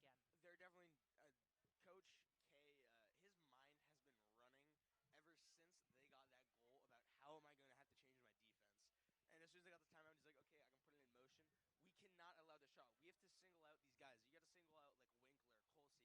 so hard because they have so many of them. They have to get those switches. They have at least 3 or 4 guys that you would want to single out, but you can't. You got to try 3 others. If they manage to play like really good defense close to the crease, I would let Winkler have a far shot. I think I trust JP to make that save. And it's very hard when you putting your goalie in a position where he has to make a save for your defense to work. But in a situation like this where they're attacking, where Ridgefield's attacking is so lethal, sometimes you're put in that position and you have to do it and you got to work with it. Yep. And really very frustrating to see stuff like that going on here. But we are getting set up to start, to come out of this timeout. 6 minutes and 6 seconds left. I guess you're just gonna have to hope that the Staples defense can hold together for this one possession. Very well could be the game. A very on and off day, as they've had some great moments and some not so great moments. Definitely very volatile of the game for both teams. Although Ridgefield has been in the driver's seat ever since the first quarter. Yep. Ridgefield been clinging on to this 1 or 2 goal lead most of the game. Had a 3-goal lead for a second. This win would be very big for Ridgefield, as they are 5th in the state right now. So a win like this, in record-wise, it might not propel them over Staples, but you never know what could happen. As Teitelbaum pushing out, the short stick mini Teitelbaum pushing out on Josiah DeGrassi. And he's going to take his time and force Teitelbaum to come out and pressure him a little bit more. Same story as we had earlier with Teitelbaum on Colzley. Or Hairsman on Colzley earlier. And they are having a little push fight game as DeGrasse finally getting moving. And there's going to be able to get a switch and allow Hamilton Bowley. And now a double team on him, but he's able to get it away. But he loses it. And that was Brett to Alexander, who lost the ball and let it go out of bounds. This is it. They got that stop. Staples, they need to capitalize on this possession right here. And Ben Klein's going to take it in for Staples. And now JP holds it. He passes it up the field to Bowley on the offensive end. 15 yards out. He had a shot, but wisely chooses not to take it, as he has a long pull. Shot coming in. Goal! Tie game! Aiden Best drives to the crease after getting the pass from Hamilton Bowley, and he's going to tie it up with 5 minutes left to play. This is anyone's ball game, tied at 10. This is the best lacrosse game I have ever seen. This is the best lacrosse game I have ever. There's no other way to put it. Staples has finally decided to rally. This is a huge game when it comes to the rankings. With just 5 minutes left, it's a tie game. I mean, they should not have made admission optional today. They could have made so much money off of admission today to watch this game. Yeah. Oh man. Yeah, and if they did make it worth something, it would be worth every penny. 100%. As we set up for the face-off, bringing out the long pull strategy again from Ridgefield, but Dodge will take care of it, and he drives to the crease, but he's going to wisely. Better shot selection, as Dodge and Bowley chose not to shoot it, as they're not shooters by design. I mean, this is what they need. That's great work by Dodge. They're going to put Sequenzi in. He's a really good guy in attack, and we're just going to have to see what kind of shot they can get here.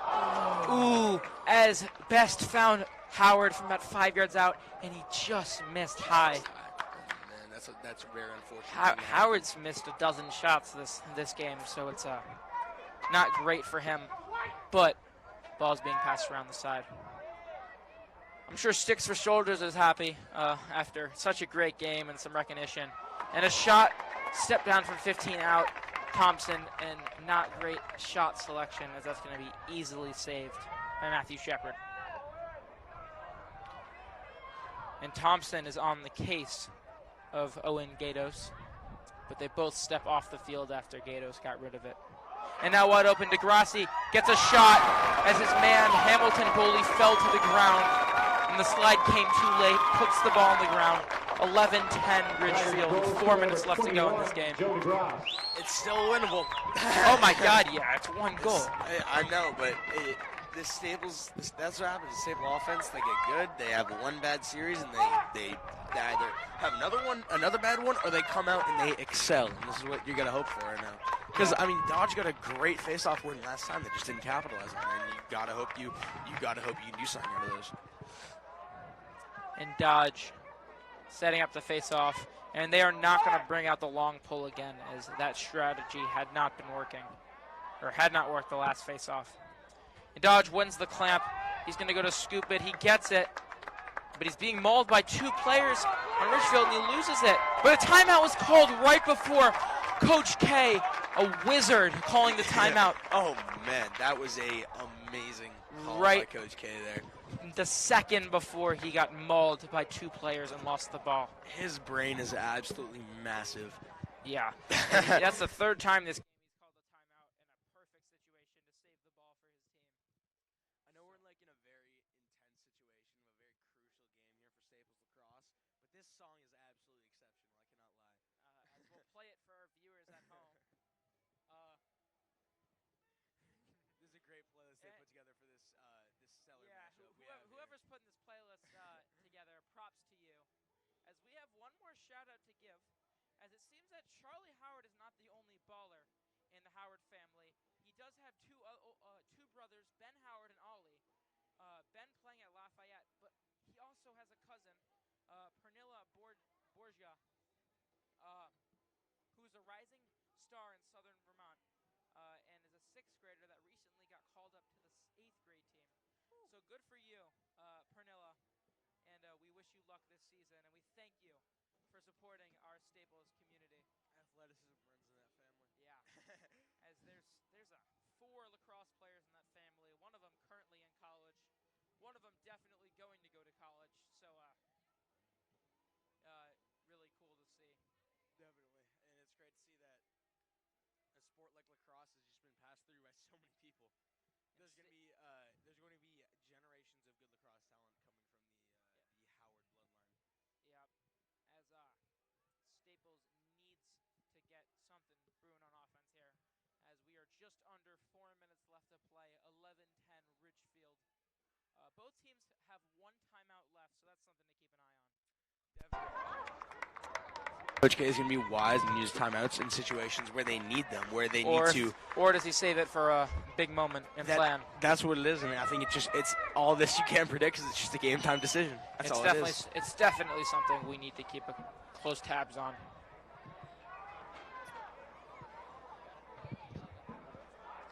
As we're just getting ready to get going. Very long timeout. I gotta say, this has been a very good game for Ryan Thompson. We haven't said his name a lot, but he has been playing pretty well. Facilitating the ball. Facilitating the ball exceptionally. As he holds it, and he gets it to Henry back, who gives it back to him. And now Berger has it. Staples looking like a little bit of a zone. Oh, and Aiden Best creeps around. I did not think Aiden Best would shoot. He was back down by 1 defender, and he shot it around him onto the goal. I'm smacking the side of the box because, oh my lord, I thought that just went flying by the goal. How did that find the bottom right corner? Yeah. Aiden Best and Matthew Berger have had some of the most impressive shots I have seen. As well as Howard. What? Oh, Howard has a very impressive Well, but shots. that's expected. Yeah. But Best right there shoots it around his defender and around the goalie. Sneaks it bottom right corner, off stick side of the goalie. And that's going to tie the game up at 11. With just under 4 minutes to play. Oh, my God. And Dodge passes it back. Wins the faceoff, and he's going to scoop it through his legs back to Good thing Henry Beck Beck. could corral that one. That's huge. Yeah, Beck lost a couple earlier in the game, so he's picked it up. And now Thompson holds it at the top. Back to Howard. Staples screaming out Foxtrot is one of their plays, so let's see what we're going to do here. No, Aiden, I'm not trying to ask you to disclose your playbook, but is Foxtrot a play that they run all the time or just occasionally? I do hear that screamed out often. Okay, that's good to know. Coach K would probably not be happy at me, and they might need to rename this play after I just spoiled his secrets. I apologize, Coach. But a shot coming in from Henry Beck on the ground, and it's a nice save made by Matthew Shepard. Very textbook save. And Ridgefield takes the ball down the field.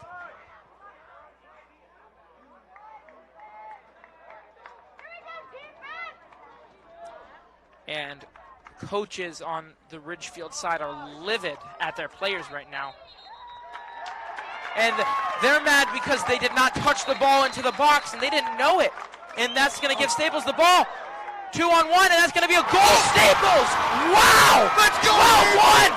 12-11 Staples as a wide open goal on the crease from Matt Berger is going to make the score. Is going to just under 2 minutes and 30 seconds to play. Staples takes the lead. Brutal mental mistake coming from the Ridgefield Cannot players. afford to make a mistake. Cannot let that happen And in this time of the game. Ridgefield coaches knew it, but the players did not. As that was Josiah DeGrassi, who was patiently holding the ball at the top, didn't know he needed to touch it in the box. Whistle blew. Staples picked it up and got the 4-on-1 fast break. That is going to warrant some sprints in practice. Yeah. I can already feel it. I don't know what play call that was from Ridgefield, but wasn't a good one. It's not a good one. And Dodge wins the face-off, and he's going to take it down the field, and he's going to hold on to it. But he's going to finally find Charlie Howard. Don't want to keep the ball on his stick because he's not an attackman. And now it's time to play the waiting game as Staples is up 1 goal. They were just down 3 goals 7 minutes ago. So they've made the comeback all the way, scoring 5 goals to Ridgefield's 1 in this quarter. In the last 8 minutes. Ryan Thompson is very shifty, especially for being a quarterback in football. You don't really expect that much shiftiness and elusiveness, but he's got it, man. He's a mobile quarterback. Definitely. And he carries it around. He's getting mauled. Timeout called by, I was thinking there was going to be a timeout called because he was getting mauled, but Coach K elects to use his final timeout with 1 minute and 31 seconds left to play, up a goal. Thompson was about to lose that ball. They got to hold on to the ball. That's what it is. And I think here's my prediction of what's going to happen. They're going to try to hold on the ball. They're going to control the tempo of the game. As soon as there's a double team, that's when they're going to find the shot. They just got to hope it's to someone like Charlie Howard who you know can make those shots. Those far shots. And an interesting thing, a rule, is that now they must keep the ball in the box once they get it in the box. So if they do, very small playing field gives Ridgefield a much easier time to go try and take it from him. It does give Ridgefield an advantage here, but I do think that the stick work that these attackers on Staples have will be able to keep. This is what you live for. This is what you practice every day for. And for the people out here watching, for all the fans, what a great day to come out and see lacrosse. Not only is the weather good, the game is good. Yeah, I mean it's all around insane. A great day, great game, and to all our fans, all the people listening online, we want to thank you for joining us today. We hope you're excited to see a game like this. And to Bubby out there, Nick Augeri is in the game. He has been in the game this entire time. So for Bubby and Nick Augeri's Grammy in Port St. Lucie, Florida, we hope you're happy. And a minute 31 left to play. You just know this is going to be close. This is going to be a game. This is nowhere near over. If there's anything like the movies, Ridgefield is going to score, but hopefully it's not like the movies for all the Staples fans out there. Yep, and Staples is out of timeouts, and Ridgefield does have one more. So, was it the right decision for Coach K to take that timeout? I think so. It looks like they do have Kevin Lynch going in at long stick midi. Yep. That's good. That's a very smart play by Staples. So they will keep him behind. They're going to try and keep him ready to play defense. Usually you'd sub in an offensive midi, but they want to be ready to play defense. And also he does have the stick work, so in a pinch, if they need him, he could potentially step in the having box a like long he stick, is right now. Having a long stick is not helpful. That is true. As Thompson runs, he is being double-teamed. And he steps out of bounds, and the fans are not happy with that call. I do not think he stepped out of bounds. I don't think he stepped out of bounds either. But the refs give the call, and Ridgefield runs down with the ball. This is going to be it. This possession is going to be all JP we're all looks waiting all for. calm and collected in the goal. JP's first game back, and man, what a game it is. And now Kevin Lynch guards Jojo Misarelli, and they're going to take that final timeout with a minute and 7 seconds left to play. And everyone in the stadium are very livid with the refs for that call, as they did not think Thompson stepped out. I don't think he stepped out either, but I am so unbelievably nervous for what is about to come in this last one. This is about to be the most action-packed and stressful 1 minute and 7 seconds ever. And I'll give you the insight from what it's like to be a goalie in these situations, you just got to think about making that save. You can't let the pressure get to your head.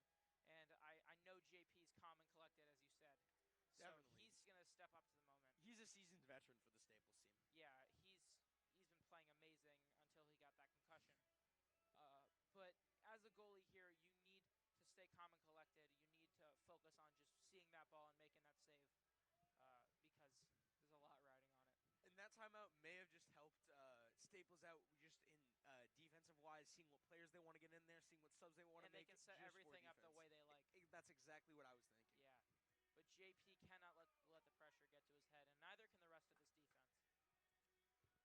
And I guess, I have a very good. I'm almost 100% sure we're going to see Kevin Lynch going in at defense, and we'll be able to. Oh yeah, we're gonna see the same guys we just saw in. And it's going to be, and I'm assuming he's going to line up with Ryan Kolsey. It'll be interesting how that matchup fares. It'll be Teitelbaum and Hairsman as the two short stick defensive middies, and then we have Lynch, Ajiri, Franklin, and Chinitz as the defenders, with JP and net for this final possession. It looks like 1 minute 7 seconds. Justin Franklin's lining up with Kolsey. So, yep. And Lynch kind of gets beat, but he's able to force Degrassi just around the side. And Ryan Kolsey holds it behind the net, looking to make his move. He's going to be the guy they want to go to, their junior captain. And he makes a great pass. Great pass made from him to CJ Laurentani, but he loses it, then sits on the floor and passes it back to Kolsey. Great pass from the ground. And a shot coming from Ryan Kolsey from around the back, but he just misses off the side. Oh. And a crazy call as on the chase of the shot. I thought he had that out of bounds. Yep, I thought that Staples was closer, but they gave it to Ridgefield. And now a shot! JP off of his head! That just recently concussed head, making the stuff on the goal line. Ooh. And the ball is going across the crease with 15 seconds left. Ridgefield has one more chance. There's 10 seconds left. Shot! Save JP! Kyle Kolsey shoots it. JP 6, 5, 4. He shoots it down the field, and that's going to be it. Staples takes the win. JP, big winning save. Oh my God! Wow, Staples! There's a dog pile on JP right now. Everyone going crazy. The game. I don't even know how to describe that possession. Throws from the ground pass, stuffs on the crease, catches right on the crease, and a final shot from 10 yards out, saved by JP. He throws it down the field, and that'll be it. JP, that's not what they mean when they said use your head, man. Oh my! He takes over the team. He just concussed. First game back. And 12-11 Staples is going to be our final score. Man, I don't know what to say, but this was huge for Staples. That may not have been the prettiest game, but that was the most exciting and fun game for everyone here at Rutgers Stadium. A lot to clean up for Staples, but getting a win like that is amazing, and it'll help them seriously for their playoff pushes. They've been on a little bit of a bad streak recently. Definitely, and this definitely will help them out, especially with the state playoffs coming up soon. And that'll do it for us today. A final score of 12-11, Staples over Ridgefield. For Aiden Parnes and Andy Cerridio, WWPT 90.3 FM, in collaboration with NFHS and O'Shea Productions. We'll see you next time.